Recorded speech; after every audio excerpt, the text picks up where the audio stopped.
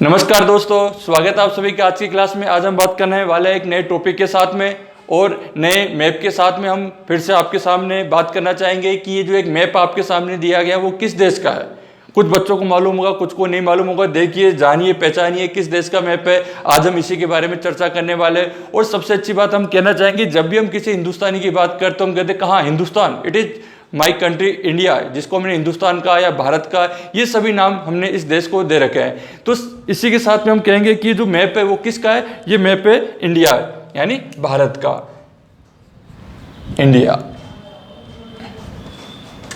अब इस इंडिया शब्द की बात करें, जिसको हम भारत कहते हैं, इसके नामकरण की बात करें तो नामकरण के पीछे हम अगर प्राचीन काल में देखें, थोड़ा हम पुराने टाइम में जाते हैं तो हम देखते हैं कि सबसे पहले इस भारत शब्द का उल्लेख आपके पुराणों में दिया गया। मुख्यतः विष्णु पुराण में भारत शब्द का उल्लेख मिलता है। और विष्णु पुराण में यह बताया गया है कि हिमालय से दक्षिण का और हिंद महासागर से ऊपर का, यानी हिमालय से दक्षिण का एरिया और सागर से उत्तर के एरिया को भारत कहा गया है।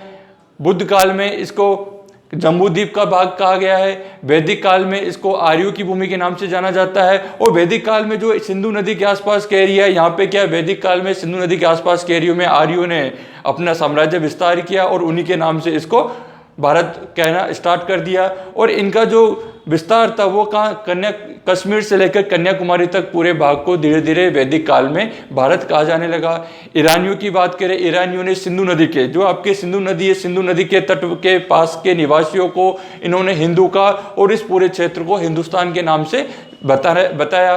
रोम निवासियों की बात करें या यूनानियों की बात करें, रोम लोगों ने इसको इंडस नाम दिया और यूनानियों ने इंडोस नाम दिया। और इन्होंने इस पूरे देश को, इस पूरे एरिया को इन्होंने हिंदुस्तान नाम दिया या इंडिया नाम दिया। और वर्तमान में हम इसको हिंदुस्तान के नाम से या इंडिया के नाम से या भारत के नाम से जानते हैं। और सामान्यतः आपने देखा भी हुआ कि जो रामायण में आपने पात्र दो दशरथ के बेटे थे भरत नाम से इस देश का नाम भारत रखा गया। तो ये सभी क्या प्राचीन तथ्यों के आधार पर हमने बताया कि किस प्रकार इसके नामकरण की बात की गई। अब हम जो मेन बात है वो हम करना चाहेंगे कि किसी भी देश की जो स्थिति होती है, जो लोकेशन होती है, जिसको हम कहते हैं भौगोलिक स्थिति के नाम से जानते हैं, तो भौगोलिक स्थिति के अंतर्गत इसका अगर हम स्टडी करते हैं तो हम देखेंगे कि जो इंडिया की स्थिति है वो किस प्रकार से है। तो सामान्यतः इंडिया की जो स्थिति एक चतुर्भुजाकार के रूप में, चतुर्भुजाकार के रूप में इंडिया की स्थिति देखने को मिलती है। अब इसका नामांकन थोड़ा हम नामांकन कर देते हैं इसमें। ये जो आपके नीचे का एरिया है, इसको हम क्या कहते हैं, इसको हम कहते हैं हिंद महासागर। क्या कहते हैं, हिंद महासागर कहते हैं। और जो ऊपर है वो हिमालय पर्वत है, तो हिंद ओशियन, हिंद ओशियन यानी हिंद महासागर, हिंद महासागर, हिंद महासागर। देखिए दोस्तों, कितनी अच्छी बात है कि दुनिया में इतने सारे देश है, लेकिन हमारा एक इंडिया एक ऐसा देश है जिसका नाम हिंदुस्तान है और उसी के पास में जो समुद्र उसका नाम क्या कर दिया, हिंद महासागर कर दिया। यानी कितनी अच्छी बात है। और ये जो हिंद महासागर है, ये हिंद महासागर हमारे देश के लिए एक भौगोलिक स्थिति, एक सामरिक स्थिति बनाता है, एक व्यापारिक मार्ग के लिए एक एरिया बनाता है। और सभी देशों का इस हिंद महासागर के ऊपर एक जुड़ाव देखा जाता है, जो व्यापार की दृष्टि से काफ़ी महत्वपूर्ण है, सामरिक दृष्टि से काफ़ी महत्वपूर्ण है, मैत्रीपूर्ण दृष्टि से काफ़ी महत्वपूर्ण है, राजनीतिक संबंधों से काफ़ी महत्वपूर्ण है। क्योंकि यहाँ से अन्य देशों की जो सीमाएं वो चैनलाइज हो सकती है, वहाँ से आ सकते हैं, जा सकते हैं। तो इन सभी की स्थिति का हिंद महासागर अपने आप में एक पावरफुल स्थिति में है। और इसके ऊपर हम देखते हैं ये जो एरिया, ये पूरा क्या है, आपके हिमालय पर्वत है। तो ऊपर हिमालय पर्वत, नीचे हिंद महासागर, ऊपर हिमालय पर्वत, नीचे हिंद महासागर, यानी ऊपर एक नेचुरल बॉर्डर लाइन भी बनी हुई है हिमालय पर्वत की और नीचे एक वाटर एरिया। इस प्रकार से हम ये देखते हैं कि सामरिक स्थिति से या भौगोलिक स्थिति से थोड़ा सुरक्षित है भारत, सुरक्षित है भारत। तो इसी के साथ हम इसकी लोकेशन की बात करना चाहेंगे। लोकेशन, लोकेशन और लोकेशन का सामान्य मीनिंग क्या कहते हैं, स्थिति, स्थिति, स्थिति। देखिए दोस्तों, जो स्थिति होती है, लोकेशन होती है, एज ए ज्योग्राफिकल लोकेशन की बात करेंगे, भौगोलिक स्थिति की बात करेंगे। और भौगोलिक स्थितियां कितने प्रकार की होती है, भौगोलिक स्थितियां सामान्यतः 3 प्रकार की होती है। और जो 3 प्रकार की होती है उसमें सबसे पहले होती है एस्ट्रोनॉमिकल, एस्ट्रोनॉमिकल, नॉमिकल, एस्ट्रोनॉमिकल जिसको हम क्या कहते हैं, जिसको हम ज्योतिष, ज्योतिष स्थिति, ज्योतिष स्थिति कह सकते हैं। एस्ट्रोनॉमिकल यानी कि हम देखते हैं कि कई बार ग्रह नक्षत्र की बात करते हैं, जैसे ग्रह नक्षत्र यानी एज एस्ट्रोनॉमी। तो ज्योतिष की बात करें, ज्योतिष स्थिति की बात करें तो इसमें क्या आएगा, इसमें अक्षांश, देन देशांतर, अक्षांश और देशांतर के आधार पर इसको स्थिति को बताया जाएगा एस्ट्रोनॉमी में। दूसरी स्थिति होती है आपकी मेरीटाइम एंड कॉन्टिनेंट्स, यानी कि सागरीय एवं महाद्वीपीय, सागरीय एवं महाद्वीपीय स्थिति की बात करेंगे। तो इसमें ये देखा जाएगा कि कौन सा कोई पूरा ओशन पार्ट है या पूरा कॉन्टिनेंट पार्ट है। ओशन के बारे में भी आप जानते हो, कॉन्टिनेंट के बारे में भी आप जानते हो कि ओशन क्या होता है, कॉन्टिनेंट क्या होता है, अभी हम बताते हैं। और नंबर 3 स्थिति होती है विकिनेज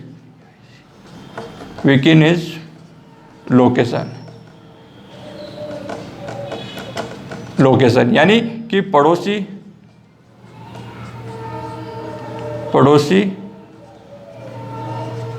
देशों के साथ विकिनेज, पड़ोसी देशों के साथ। तो जब भी आपसे पूछा जाए कि लोकेशन की बात की जाए तो हम बताएंगे कि लोकेशन के आधार पर 3 प्रकार की होती है। एस्ट्रोनॉमिकल होती है, मेरीन टाइम या कॉन्टिनेंट्स लोकेशन होती है, या विकिनेज लोकेशन होती है। तो एस्ट्रोनॉमी में हम बात करेंगे कि अक्षांश और देशांतर रेखा है। आप सभी लोग जानते हो अक्षांश देशांतर रेखा है, और इसी के आधार पर अक्षांश देशांतर, जिसको हम कहते हैं latitude and longitudes, according to latitude and longitude find out any position any region, यानी किसी भी देश की स्थिति को मालूम कर सकते हैं अक्षांश और देशांतर के आधार पर। और ये बिल्कुल सही भी मानी जाती है, क्योंकि जब भी हम किसी देश की स्थिति की बात करेंगे तो कहाँ पर हम स्टे कर रहे हैं, कहाँ पर हम खड़े हैं, तो उस जगह की स्थिति क्या है, या उस देश की, जहाँ पर हम जिस देश की बात करें उसकी स्थिति क्या है, तो वो सबसे अच्छी क्या होगी, अक्षांश और देशांतर के आधार पर फाइंड आउट कर सकते हैं। अभी अक्षांश और देशांतर इसलिए कि क्योंकि इसके द्वारा किसी भी देश की भौगोलिक, देन जलवायु का और समय का,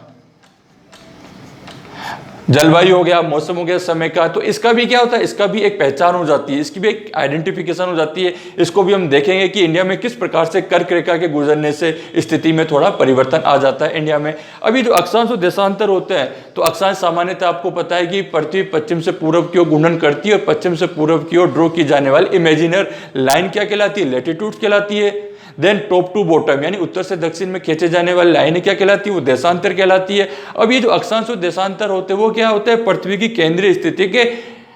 केंद्रीय स्थिति के अनुपातिक में ड्रॉ की जाती है। और अक्षांश के द्वारा जो लाइनें हम सीधी इस तरीके से पश्चिम से पूर्व की ओर खींचेंगे, सीधी लाइनें खींचेंगे, उसको हम अक्षांश कहेंगे। और जो लाइनें ऊपर से नीचे की ओर खींची गई है, ड्रॉ की गई है, जो इमेजिनरी या कल्पित रेखाएं होती है, इनको हम क्या कहते हैं, देशांतर कहते हैं। अब ये जो अक्षांश स्थिति होगी, अक्षांश स्थिति के द्वारा हम जलवायु को या मौसम को या वहाँ के वायुदाब को, वहाँ के तापमान को हम इसके द्वारा मालूम कर सकते हैं, क्योंकि एक अक्षांश से दूसरे अक्षांश पर जाने पर या दूसरे से तीसरे अक्षांश पर जाने पे वहाँ की जलवायु में, वहाँ की वायुदाब में, वहाँ के तापमान में परिवर्तन होना स्टार्ट हो जाता है। ये आप ग्लोबीय पोजीशन के अंदर आप जानते हो। और देशांतर स्थिति क्या होती है, देशांतर स्थिति एक समय को बताती है, तो समय को बताती है। जिस प्रकार से यहाँ पे आपके एक रेखा खींची गई है, वो भी क्या देशांतर रेखा है, ये भी देशांतर रेखा है, लेकिन ये क्या है, ये एक समय को विभाजित करते हुए बताएंगे। एक है मेरीटाइम में कॉन्टिनेंट्स, क्या इंडिया पूरा कॉन्टिनेंट्स है या इंडिया पूरा जलीय, तो हम कहेंगे इंडिया एक महाद्वीप है, जिसको एक उपमहाद्वीप की संज्ञा देती है। A full area is land mass, यानी पूरा एरिया क्या है, एक स्थल से आवृत है, स्थल का बना हुआ है, इस कारण से हमने इसको क्या कह दिया, कॉन्टिनेंट कह दिया, महाद्वीप कह दिया। और सबसे अच्छी बात देखिए कि स्थल भाग के नीचे एक आपके वाटर बॉडीज भी है, वाटर एरिया भी, जिसको हमने ओशियन पार्ट में इंक्लूड किया, जिसको हमने क्या कहा, हिंद ओशियन का। देन हम ये कह सकते हैं कि हमारे पास में सबसे अच्छी स्थिति क्या है, मेरीटाइम एंड कॉन्टिनेंट दोनों है। एक तरफ कॉन्टिनेंट है, एक तरफ मेरीटाइम है, यानी दोनों की स्थितियों का प्रभाव देखने को मिलेगा, जो आपके दूसरे देशों के तुलना में आपकी सामरिक दृष्टि से काफी उपयोगी है। यहाँ की जो कोस्टल लाइन है उसकी हम बात करें, वो आपकी सागरीय स्थिति और महाद्वीपीय स्थिति बन जाने से इसको कॉन्टिनेंट सेल्फ, महाद्वीपीय सेल्फ के नाम से भी कह सकते हैं, महाद्वीपीय तट के नाम से भी कह सकते हैं। नेक्स्ट हम बात करेंगे विकिनेज लोकेशन, यानी पड़ोसी देशों के साथ में, यानी कोई भी जो देश होता है उसकी दूसरे देशों के साथ में जो बॉर्डर लाइन ड्रॉ होती है या जो सीमा रेखाएं होती है वो किस प्रकार से स्थिति में बनी हुई है। जैसे हम देखते हैं कि इंडिया की बात करें या किसी देश की बात करें तो उसके उत्तर में, आपके पूर्व में, पश्चिम में या दक्षिण में कौन से देश है। अगर इन देशों के साथ में आपकी फ्रेंडशिप है, आपकी मैत्रीता पूर्वक, व्यवहार पूर्वक आपके संबंध है, देन आपके लिए फायदेमंद है।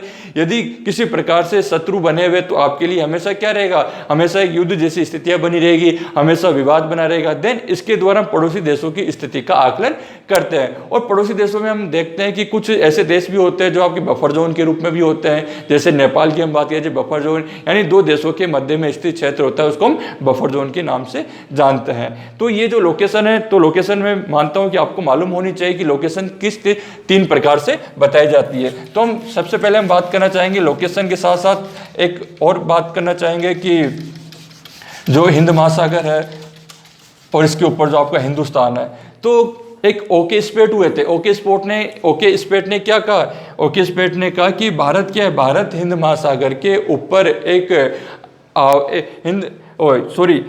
भारत क्या है, भारत हिंद महासागर के ऊपर एक आर्क शेप में स्थापित है, एक आर्क शेप में स्थापित है, आर्क शेप में बना हुआ है। इस कारण से इसकी स्थिति अपने आप अच्छी हो जाती है। हम इसकी सबसे पहले लोकेशन में हमने बात कही, तो लोकेशन में जो स्थिति थी उसकी अक्षांश देशांतर की बात करें कि भारत का अक्षांश कितना है, भारत का देशांतर कितना है। तो देखिए दोस्तों, हमने एक लाइन यहाँ से ड्रॉ की है और एक लाइन हमने यहाँ से ड्रॉ की है, एक लाइन हमने यहाँ से ड्रॉ की और एक लाइन यहाँ से हमने ड्रॉ की। तो सबसे पहले हम ये देखिए, ये क्या है, ये आपका उत्तर, नॉर्थ, इंडिया का नॉर्थ। ये क्या है, इंडिया का साउथ, इंडिया का ईस्ट,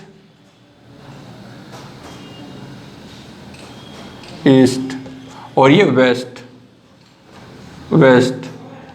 देखिए दोस्तों कि आपको डायरेक्शन के बारे में जानकारी होनी चाहिए। और डायरेक्शन सामान्यतः कितनी होती है, डायरेक्शन सामान्यतः 4 प्रकार की होती है। इसको हम नॉर्थ कहते हैं, इसको हम साउथ कहते हैं, इसको हम ईस्ट कहते हैं, इसको हम वेस्ट कहते हैं। यानी कि पूर्व, उत्तर, दक्षिण, पश्चिम, पूर्व, पश्चिम, उत्तर, दक्षिण। तो इसी प्रकार से इंडिया को देखें कि उत्तर में क्या है, दक्षिण में क्या है, पूर्व में स्थिति क्या है या पश्चिम में स्थिति क्या है। अब स्थिति के साथ में इसकी अक्षांश स्थिति कितनी है, तो हम ये देखेंगे कि जो आपका जो अक्षांश रेखा है, ये जो रेखा हमने कहा अक्षांश रेखा, जो लैटिट्यूड्स होती है समानांतर होती है एक दूसरे के, तो अक्षांश रेखा कितनी, अक्षांश रेखा आपके 8 डिग्री 4 मिनट, 8 डिग्री से 4 मिनट उत्तर यानी उत्तरी अक्षांश,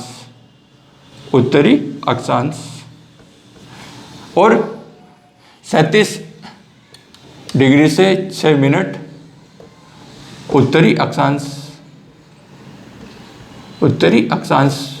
में स्थित है। देशांत रेखा की बात करें तो देशांत रेखा 68 डिग्री 7 मिनट पूर्वी देशांतर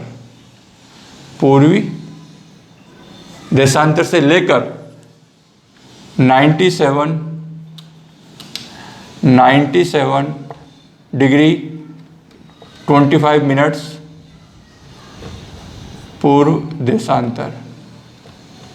देशांतर रेखा। यानी कि जो भारत का जो अक्षांश होगा और देशांतर होगा वो कितना होगा, 8 डिग्री 4 मिनट से लेकर 37 डिग्री 6 मिनट उत्तरी अक्षांश और 68 डिग्री 7 से लेकर 97 डिग्री 25 मिनट्स पूर्वी देशांतर होगा। अब ये कंफ्यूज होने की बात नहीं कि यहाँ पे तो सर आपने उत्तरी अक्षांश का, यहाँ पे उत्तरी अक्षांश का, यहाँ पे पूर्वी देशांतर का, यहाँ पूर्वी देशांतर का। तो इसके बारे में बताना चाहेंगे कि जो भारत की स्थिति है, जो आपका इंडिया है, तो ये क्या है, इंडिया विषुवत रेखा से उत्तर में स्थित है और ये दक्षिण हो जाता है। तो विषुवत रेखा जो जितना पूरा भाग हुआ उसको तो हम क्या कहेंगे, उसको हम उत्तरी गोलार्ध कह देंगे, इसको हम क्या कहेंगे, दक्षिण गोलार्ध कह देंगे। उत्तरी गोलार्ध और दक्षिणी गोलार्ध, उत्तरी गोलार्ध हो गया। और इसी के साथ में यदि हम कहना चाहें कि जो स्थिति है यहाँ और ये पूरा एरिया है और ये पूरा एरिया अगर इसको डिफाइन कर देती है तो हो गया पूर्वी भाग, पूर्वी गोलार्ध, और ये हो गया पश्चिमी। यानी कि इस वाले एरिया को हमने क्या कह दिया, पूर्वी गोलार्ध, और इस वाले एरिया को हमने क्या कह दिया, इस वाले एरिया को हमने कह दिया पश्चिमी गोलार्ध। यानी पूर्वी गोलार्ध, पश्चिमी गोलार्ध, उत्तरी गोलार्ध, दक्षिण गोलार्ध। तो ये जब आपकी जो, अगर हम इसको कह दें कि यहाँ से आपकी कर्क रेखा पास, ये भी विषुवत रेखा है ये, तो विषुवत रेखा होती है 0 डिग्री, जिसको हम भूमध्य रेखा कहते हैं। अभी विषुवत रेखा के उत्तर में स्थित होने के कारण हमने यहाँ लिखा उत्तरी अक्षांश, यहाँ लिखा हमने उत्तरी अक्षांश। क्यों लिखा? विषुवत रेखा के उत्तर में स्थित होने के कारण कितना डिग्री? 8 डिग्री से 4 मिनट उत्तरी अक्षांश। अक्षांश यानी जो लाइनें पैरेलल खींची गई या इमेजिंग जो कल्पित रेखा है जो विषुवत रेखा की समानांतर, उनको हमने क्या कहा? अक्षांश का। तो इसका विस्तार कहाँ से? 8 डिग्री 4 मिनट से लेकर 37 डिग्री 6 मिनट उत्तरी अक्षांश तक इसका विस्तार देखने को मिलेगा उत्तरी गोलार्ध में। इस कारण से हमने उत्तर शब्द लिया। यदि ये दक्षिण में होता तो हम क्या कहते हैं? दक्षिणी अक्षांश कहते हैं। तो इस चीज को क्लियर करना, बच्चे कई बार पढ़ते हैं लेकिन उन्हें ध्यान नहीं रहता उत्तरी अक्षांश। तो दोनों में क्या आएगा? यहाँ पर भी उत्तरी अक्षांश आएगा, यहाँ पर भी उत्तरी अक्षांश आएगा। तो गोलार्धों की बात करें तो उत्तरी गोलार्ध में भारत स्थित है। अब यह हमने लिखा कि देशांतर पूर्वी या पश्चिमी, तो हमने कहा कि ये जो एरिया है ये वाला, ये क्या? ये पूर्वी गोलार्ध में स्थित होने के कारण हमने पूरे एरिया को क्या कहा?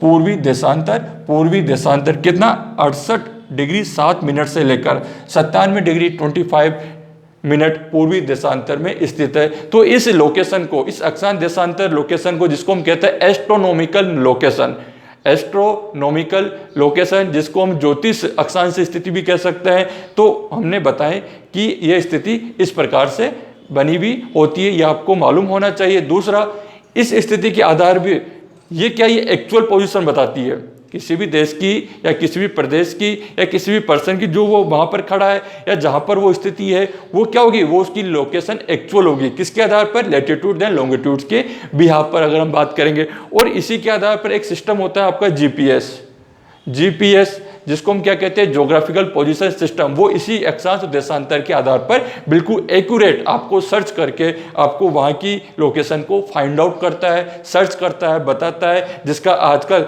एक टेक्नोलॉजी के रूप में बड़े पैमाने पर एक वैज्ञानिक दृष्टि से इसका उपयोग होने लगा है। और हम इसी के आधार पर जितने भी मोबाइल या जितने भी रूट लाइन होती है, जितने भी अक्षांश देशांतर होते हैं, उनको बड़े आसानी से मालूम कर सकते हैं। तो ये स्थिति आपको समझ में आई होगी। अब हम बात करना चाहेंगे इसका टोटल एरिया कितना है। इसका टोटल एरिया कितना है? भारत का टोटल एरिया यानी कुल विस्तार कितना है? तो टोटल एरिया बताते हैं। कुल विस्तार वैसे तो आपको मालूम होना चाहिए और आपने कभी पढ़ा भी होगा, कई बार एग्जाम में पूछ भी लिया जाता है। तो कुल विस्तार की बात करें या कुल टोटल एरिया, टोटल एरिया देखिए दोस्तों, टोटल एरिया 32,87,263 वर्ग किलोमीटर। यदि कोई आपसे पूछता है कि भारत का कुल एरिया कितना है, तो भारत का कुल एरिया कितना है? 32,87,263 वर्ग किलोमीटर है। कुछ बुक में 32,87,782 वर्ग किलोमीटर भी लिखा हुआ है। अकॉर्डिंग टू एनसीईआरटी 32,87,263 वर्ग किलोमीटर है। और ये जो कुल एरिया है विश्व का, वो कितना परसेंट है विश्व का? यह है विश्व का 2.4%, यानी पूरे विश्व का 2.4%। और विश्व का कितना भाग है? विश्व का भाग कितना है? विश्व का भाग है 1/47 विश्व का भाग है। तो ये थोड़ी चीजें आपको मालूम रखनी चाहिए एग्जाम के पर्पज से। और एरिया की बात करें तो एरिया के आधार पर भारत की स्थिति विश्व में कितने नंबर पर आती है? 7th रैंक के ऊपर आती है। यानी कि विश्व में भारत का एरिया के आधार पर 7वां नंबर आता है। और हम कहते हैं कि भारत में सभी लोग 7-7 रहते हैं, तो वैसे भी आप 7 को नाम देते तो 7-7 हो जाएगा, यानी 7 रैंक आती है। अब एग्जाम में ये पूछा जाता है कि 7 से पहले के कौन से बड़े देश है भारत से, या इसके बाद कौन से देश है? तो हम ये कहना चाहेंगे कि जो 7 देश है, तो सबसे पहले हो जाएगा आपका रूस। सबसे पहले क्या हो जाएगा? रूस हो जाएगा। एक बार हम बताते हैं यहाँ पे रूस।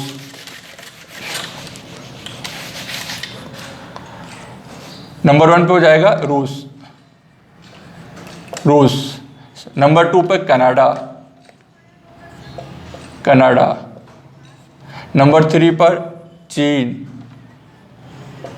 नंबर 4 पर संयुक्त राज्य अमेरिका। संयुक्त राज्य अमेरिका। नंबर 5 पे ब्राजील। नंबर 6 पर ऑस्ट्रेलिया। ऑस्ट्रेलिया। नंबर 7 पे, नंबर 7 की हम बात करें तो नंबर 7 पे आ जाएगा भारत। नंबर 7 पे भारत आ जाएगा। और इसके पश्चात हम कहेंगे नंबर 8 पे भारत के लोग काफ़ी क्या होता है, अर्जेंट काम करना पसंद करते हैं, तो अर्जेंटीना। अर्जेंटीना। नंबर 9 पे कजाकिस्तान। कजाकिस्तान। और नंबर 10 पर अल्जीरिया। तो ये शब्द क्या है, ये सब क्या है, भारत से सबसे बड़े देश है। अब बात की जाए कि रूस, तो रूस क्या है, रूस विश्व में सबसे बड़ा देश है। अकॉर्डिंग टू एरिया की बात करें तो विश्व में सबसे बड़ा देश क्या है, रूस है। और इसकी स्थिति अब देखें तो इसकी स्थिति आपके जो चीन है, चीन से ऊपर का जो एरिया है वही क्या कहलाता है, वही रूस कहलाता है। और रूस की जो कैपिटल मालूम होगी कि मॉस्को। रूस की कैपिटल क्या है, मॉस्को है। और ये ठंडा प्रदेश भी है। यहाँ की नदियों के आपने नाम भी सुना होगा, ओब येनिसिलीना, वो भी क्या है, वो यहाँ की एक नदियाँ है, ओब येनिसिलीना। देन आपको विश्व का सबसे बड़ा देश पूछा जाता है क्षेत्रफल के आधार पर, तो क्या करना है आपको, रूस बताना है। नंबर 2 है कनाडा। कनाडा को हम क्या कहते हैं, यूरेनियम सिटी के नाम से भी जानते हैं। यूरेनियम, यूरेनियम सिटी भी कहते हैं। यूरेनियम सिटी के बार एग्जाम पूछा जाता है, यूरेनियम सिटी किसे कहते हैं, यूरेनियम सिटी कहते हैं कनाडा को। नहीं, कनाडा कहाँ पे, संयुक्त राज्य अमेरिका के ऊपर का जो भाग है उसी को हमने कनाडा कहते हैं। और कनाडा की जो कैपिटल वो क्या है, ओटावा। कनाडा की कैपिटल क्या है, ओटावा कनाडा की कैपिटल है। नेक्स्ट है चीन, वेरी फेमस। चीन के बारे में आप लोग सभी परिचित हो, और नहीं जानते तो भी जानेंगे वो कि देन इसको हम क्या कहते हैं, चीन को एशिया का ड्रैगन। एशिया का ड्रैगन। एशिया का ड्रैगन भी कहते हैं चीन को। क्यों कहते हैं, क्योंकि अपनी विस्तारवादी नीति के कारण सभी देशों के जहां जहां इसकी सीमाएं रेखा बनी उसके आसपास के सभी देशों पे ये अपना क्या अधिकार करना चाहता है, किसी न किसी पूर्वक ये अपना अधिकार वहां पे करना चाहता है। और मुख्यतः भारत के साथ में इसका एक विवाद हमेशा चलता रहा है। 1962 में भारत और चीन के मध्य युद्ध भी हुआ। तो देन हम इसको क्या कहेंगे, एशिया का ड्रैगन कहते हैं। तो ड्रैगन क्या करता है, ड्रैगन आसपास के एरिया को निगलने का काम करता है। नंबर 4 पर संयुक्त राज्य अमेरिका। संयुक्त राज्य America as a powerful country, लेकिन अभी पावरफुल कंट्री भी क्या है, पावरफुल कंट्री भी कोरोना के टाइम में ट्राइटाइफिस हो गई पावरफुल कंट्री की भी। लेकिन पावरफुल कंट्री है बिल्कुल, resource available is maximum here in USA, United state, जिसको हम कहते हैं संयुक्त राज्य अमेरिका कहते हैं। देन प्रेरिज लैंड,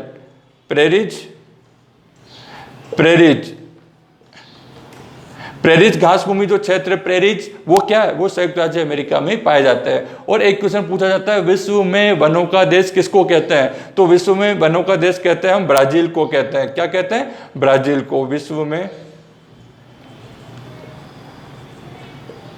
वनों का देश, फॉरेस्ट कंट्री, वनों का देश किसको कहते हैं, ब्राजील को कहते हैं। और ब्राजील कहां पर है, ब्राजील दक्षिणी अमेरिका में स्थित है ब्राजील।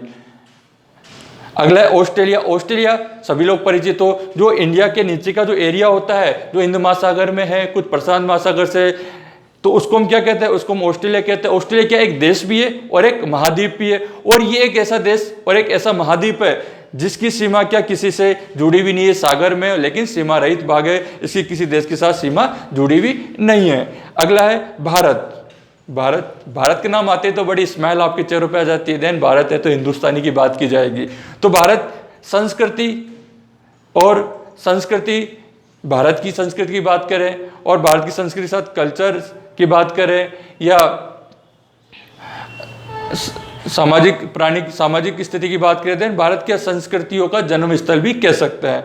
और इसकी राजधानी आपको अच्छे से मालूम है, भारत की राजधानी क्या है, दिल्ली है। और जिसको हम इंडिया नाम कहा या हिंदुस्तान नाम से हम जानते हैं। भारत क्या है, भारत में एक सबसे बड़ी विशेषता क्या है, विविधताओं का देश कहते हैं। विविधताओं का देश कहते हैं unity of diversity. Unity of diversity, विविधताओं का देश क्या है, भारत है, जिसमें सभी देशों के धर्मों को, सभी देशों के लोगों को समाहित किया हुआ है। अगला अर्जेंटीना। अर्जेंटीना दक्षिणी अमेरिका का देश है अर्जेंटीना। और यहाँ पर क्या, पंपास घासलैंड, पंपास घास की भूमि है। और कजाकिस्तान में कारगांडा एरिया है, कजाकिस्तान कोलफील्ड एरिया के लिए प्रसिद्ध है। देन हमने बात की कि 7, 8, 9 जो कंट्री है जो आपके इंडिया से बड़ी है, रूस, कनाडा, चीन, संयुक्त राज्य America, Brazil, Australia, Bharat, Argentina, Kazakhstan और जो आपके ये अल्जीरिया, ये सभी देश है जो आपके विश्व से या आपके भारत से बड़े हैं या विश्व में सबसे बड़े देश है। तो बड़े देशों के आधार पर हमने भारत की स्थिति को एरिया वाइज बताने की बात कही। तो आपको एग्जाम पूछा जाता है तो आपको सीक्वेंस आपको मालूम होना चाहिए। अगर आपको सीक्वेंस मालूम है तो आपका आंसर ठीक रहेगा, कभी आपसे गलती नहीं होगी भारत कौन सी नंबर पे आता है। तो इसकी हम बात करना, ये हमने बात की क्षेत्रफल के आधार पर, और भारत का क्षेत्रफल हमने बताया है कितना % है, विश्व का कितना % है, ये सभी स्थिति अच्छे से आपको मालूम होनी चाहिए एग्जाम के पर्पज से। अगली हम बात करना चाहेंगे कि जो अक्षांश देशांतर स्थिति के पास में जो लोकेशन है उन्हीं की बात करना चाहेंगे। देखिए दोस्तों, ये जो लाइन है इसको हमने क्या कहा, ये जो लाइन है इसको हमने कहा कर्क रेखा, या यहां लिख देते कर्क रेखा, कर्क रेखा, जिसको हम क्या कहते हैं कैंसर लाइन, कैंसर लाइन के भी नाम से जानते हैं। और ये जो वर्टिकल खींची गई है तो इसकी हम बात करें तो ये होती है देशांतर रेखा, और ये आपके इंडिया स्टैंडर्ड मानक समय की लाइन, मानक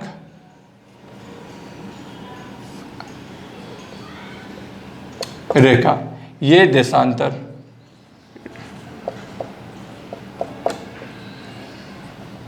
देशांतरीय। तो एक चीज पूछना चाहेंगे कि भारत का विस्तार उत्तर से दक्षिण में ज्यादा है या पूर्व से पश्चिम में ज्यादा है। तो कई बार क्वेश्चन पूछा जाता है भारत का विस्तार उत्तर से दक्षिण में ज्यादा है या पश्चिम से पूर्व या पूर्व से पश्चिम में ज्यादा है। तो ये स्थिति कब मालूम होगी, जब हमें इसकी दूरी मालूम हो कितना है। तो हम ये कहेंगे कि जो पश्चिम से पूर्व की जो स्थिति है इसमें कितनी है, ये 2933 किलोमीटर, यानी 2933 क्या है पश्चिम से पूर्व। पश्चिम से पूर्व कितनी है, पश्चिम से पूर्व 2933 किलोमीटर। यदि उत्तर से दक्षिण की बात की जाए, उत्तर से दक्षिण की बात की जाए तो कितनी हो जाती है, ये हो जाती है आपके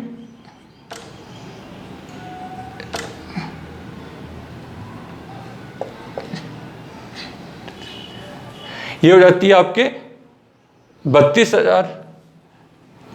3,214 किलोमीटर स्थिति हो जाती है। तो हम देख सकते हैं कि इसका विस्तार क्या है, इसका विस्तार ये ज़्यादा है, यानी हम ये कह सकते हैं कि उत्तर से दक्षिण में भारत का विस्तार ज़्यादा देखने को मिलता है। इस कारण से हम ये कह सकते हैं कि उत्तर से दक्षिण में इसका विस्तार ज़्यादा है। और ये जो लाइन हमने ड्रॉ की है इसको हम कहते हैं कर्क रेखा। अब कर्क रेखा के द्वारा क्या होता है, कर्क रेखा के द्वारा भारत की जो ऊपर की जो स्थिति है ये बन जाती है शीतोष्ण में, शीतोष्ण, और कर्क रेखा के नीचे बन जाती है उष्ण, उष्ण। देखिए दोस्तों, दो ये कर्क रेखा की स्थिति देखते हैं, इक्वेटर लाइन, इक्वेटर लाइन जो इंडिया के दक्षिण में स्थित इक्वेटर लाइन, कर्क रेखा, कर्क रेखा, मकर रेखा, मकर रेखा। कर्क रेखा उत्तरी गोलार्ध में, मकर रेखा दक्षिण गोलार्ध में। तो हमारे देश में कहां पर कर्क रेखा, उत्तरी गोलार्ध में स्थित है। और कर्क रेखा कितनी होती है, 23.5 डिग्री की, 23.5 डिग्री, 23.5 डिग्री। यदि ये नॉर्थ में है तो कर्क रेखा 23.5 डिग्री नॉर्थ में, और साउथ में तो 23.5 को मकर रेखा कहते हैं। देन हम ये कह सकते हैं कि भारत में कर्क रेखा स्थित है 23.5 डिग्री उत्तरी अक्षांशों में। और कर्क रेखा गुजरने के कारण ये क्या करती है, भारत की स्थिति को जलवायु दृष्टि से दो भागों में विभाजित कर देती है। कर्क रेखा के नीचे का भाग क्या कहलाता है, उष्ण कटिबंध, और ऊपर का भाग कहलाता है शीतोष्ण कटिबंध। देखिए कैसे कि यदि हम कर्क रेखा के इस वाले एरिया की हम बात करते हैं तो ये एरिया कैसा हो गया, उष्ण कटिबंध हो गया, उष्ण कटिबंध एरिया हो गया। और कर्क रेखा से ऊपर की बात करें 66.5 डिग्री की, और ये 66.5 डिग्री की, तो इसको हम क्या कहेंगे, शीतोष्ण, शीतोष्ण, शीतोष्ण, शीतोष्ण, शीतोष्ण। तो इंडिया की कर्क रेखा है उष्ण कटिबंध इस वाली स्थिति में 23.5, और 23.5 अगर यदि हम ऊपर जाते हैं, 23.5 से ऊपर जा रहे हैं तो स्थिति शीतोष्ण हो गया। तो इसमें कोई नई बात नहीं है कि जहाँ से आपके कैंसर लाइन क्रॉस कर रही है वहाँ पे जो कर्क रेखा की स्थिति है उसके ऊपरी भाग को शीतोष्ण कटिबंध में कहा और दक्षिणी भाग को हमने उष्ण कटिबंध कहा। तो दोनों की स्थिति अच्छे से आनी चाहिए। इसी प्रकार हम देखना चाहेंगे कि कर्क रेखा से कितने राज्य गुजरते हैं। कर्क रेखा से, तो कर्क रेखा से सामान्यतः कितने 8 राज्य कर्क रेखा में शामिल होते हैं। तो यहाँ से अगर हम कर्क रेखा स्टार्ट करें और यहाँ तक की हम बात करें तो 8 राज्यों की, सबसे पहले गुजरात, फिर राजस्थान, फिर मध्य प्रदेश, गुजरात हो गया, राजस्थान हो गया, मध्य प्रदेश हो गया, फिर आपके इधर छत्तीसगढ़ हो गया, छत्तीसगढ़ के बाद आपका वेस्ट बंगाल हो गया, पश्चिम बंगाल हो गया, ये त्रिपुरा हो गया, ये मिजोरम हो गया। तो 1 2 3 4 5 6 7 हो गया। तो गुजरात के बाद राजस्थान के पश्चात क्या हो जाएगा आपका, ये जो मध्य प्रदेश है, मध्य प्रदेश, छत्तीसगढ़ और वेस्ट बंगाल के बीच में क्या है, झारखंड। यानी इस प्रकार से क्या हो गया, इस प्रकार से भारत में से कर्क रेखा 8 राज्यों में से होकर गुजरती है। और ये 8 राज्य आपको सीक्वेंस में मालूम होना चाहिए, गुजरात, राजस्थान, मध्य प्रदेश, छत्तीसगढ़, झारखंड, वेस्ट बंगाल, त्रिपुरा और मिजोरम, ये 8 राज्य। तो 2 क्वेश्चन आपके सीधे पूछे जाते हैं कि भारत का क्षेत्रफल के आधार पर कितना नंबर है, 7 नंबर है। भारत में कर्क रेखा कितने राज्यों में से होकर गुजरती है, 8 राज्यों से गुजरती है। और एक चीज और कि भारत की जो पॉपुलेशन है, भारत की पॉपुलेशन, ये जनसंख्या की बात करें तो वर्तमान में भारत की पॉपुलेशन 2011 के अनुसार तो 121 करोड़ है और वर्तमान 2020 चल रहा है, तो इसके अकॉर्डिंग कितनी हो जाती है, 139 करोड़ तक पहुंच गई है। तो स्थिति के आधार पर, पॉपुलेशन के आधार पर भारत कौन से नंबर पर आता है, भारत आता है 2nd नंबर पर आता है, 2nd नंबर पे आता है। तो फर्स्ट कौन सा हो गया, फर्स्ट हो गया चाइना यानी चीन। यानी कि जनसंख्या के आधार पर भारत दूसरे स्थान पर, नंबर फर्स्ट पर चीन है। तो इन चीज़ों को थोड़ा सा अगर माइंड में रखते हो, स्थिति को, अक्षांश स्थिति को देखते हो या क्षेत्रफल को देखते हो या कर्क रेखा कहाँ से गुजरे, तो ये मालूम हो जाता है कि कौन से नंबर पर है, कौन से अक्षांश पर स्थित है, इनकी दूरी कितनी है, विस्तार कितना है। तो हमने कर्क रेखा की बात करी। कर्क रेखा के पश्चात हम कहेंगे कि जो आपकी जो लाइन खींची गई है, ये वाली लाइन, ये जो लाइन ड्रॉ की गई है, ये सीधी लाइन, इसको क्या कहते हैं, इसको हम कहते हैं मानक अक्षांश कहते हैं, ये मानक रेखा कहते हैं कि भारत की क्या है, भारत की मानक रेखा, इंडिया स्टैंडर्ड टाइम मानक है। और ये कितने डिग्री पर है, ये 82.5 डिग्री की, 82.5 डिग्री पूर्वी देशांतर पर स्थित है, 82.5 डिग्री पूर्वी देशांतर पर स्थित है। और ये कहाँ से, ये आपके यूपी की हम बात करें, यूपी, और यूपी में इलाहाबाद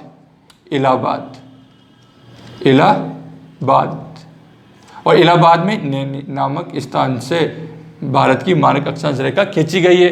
ये इंडिया स्टैंडर्ड टाइम क्या है, ये आपकी ग्रीनविच लाइन से कितना घंटे आगे, ये 5.5 घंटे, 5.5 घंटे आगे स्थित है। तो केवल पूछा जाता है कि इंडियन जो स्टैंडर्ड टाइम है, जो भारत का मानक समय है, वो कौन सी अक्षांश रेखा है, वो है 82.5 डिग्री की पूर्वी अक्षांश रेखा, जो यहाँ से होकर पास हो रही है। अब ये ग्रीनविच जो 0 डिग्री जिसको हम कहते हैं ग्रीनविच रेखा कहते हैं, वहाँ से इसके जो देश ग्रीनविच से इसके कितना अंतर आ जाता है, 5.5 घंटे का अंतर आ जाता है। और ये भी मालूम है कि आपके देश का जो देशांतर विस्तार यहाँ से लेकर यहाँ तक है, वो क्या ज़्यादा है, वो कितना 30 डिग्री, कितना 30 डिग्री देशांतर विस्तार होने के कारण यदि हम इसको समझे कि 15 डिग्री प्लस 15 डिग्री, क्योंकि 1 डिग्री जाने पर 4 मिनट का अंतर आ जाता है और 4 मिनट का अंतर आ जाता है, तो 15 को 60, 15 4 से करेंगे तो 60 और इधर 4 करेंगे तो 60, यानी कि 60 मिनट, देन 60 मिनट कितना होगा, 60 मिनट 2 आवर्स। देन गुजरात यहाँ से लेकर द्वारिका से लेकर यहाँ तक की हम बात करें, अरुणाचल प्रदेश की बात करें तो कितने घंटे का अंतर आ जाता है, 2 घंटे का अंतर आ जाता है। और इस 2 घंटे के अंतर को कम करने के लिए हमने क्या किया, हमने एक मानक अक्षांश रेखा का निर्धारण किया और इस मानक अक्षांश रेखा का निर्धारण हमने कहा ग्रीनविच रेखा से माना और ग्रीनविच रेखा 5.5 घंटे ज़्यादा आगे का टाइम लेके हमने इसको मानक अक्षांश को ड्रॉ किया। और वो कहाँ पर है, वो इलाहाबाद, यूपी इलाहाबाद में नैनी नामक स्थान से ये रेखा गुजरती है उत्तर से दक्षिण में। इसलिए कौन सी हो गई, ये देशांतरी मानक अक्षांश क्या हो गया, मानक देशांतरी रेखा। कितने डिग्री की, 82.5 डिग्री की। कहाँ से गुजरती है, उत्तर प्रदेश में। उत्तर प्रदेश में कहाँ से, इलाहाबाद में। इलाहाबाद में कहाँ से, नैनी नामक स्थान से। अब एक क्वेश्चन पूछा जाता है, जो ये मानक अक्षांश है वो आपके भारत में कितने राज्यों से होकर गुजरता है, तो सिंपल सी बात है, भारत में 5 राज्यों से होकर गुजरता है। नंबर 1 पे हो जाता है उत्तर प्रदेश हो जाता है, मध्य प्रदेश हो जाता है, छत्तीसगढ़, उड़ीसा और छत्तीसगढ़, उड़ीसा और आंध्र प्रदेश। तो कितने हो गए? उत्तर प्रदेश हो गया, मध्य प्रदेश हो गया, छत्तीसगढ़ हो गया, उड़ीसा हो गया और आंध्र प्रदेश हो गया। इन 5 राज्यों में से होकर गुजरती है। तो डेफिनेटली आपसे एक डायरेक्ट क्वेश्चन पूछे जाते हैं इंडिया में। नंबर 1, कर्क रेखा कितने राज्यों से होकर गुजरती है? 8 राज्यों से होकर गुजरती है। हमने पूरे राज्यों के नाम बता दिए।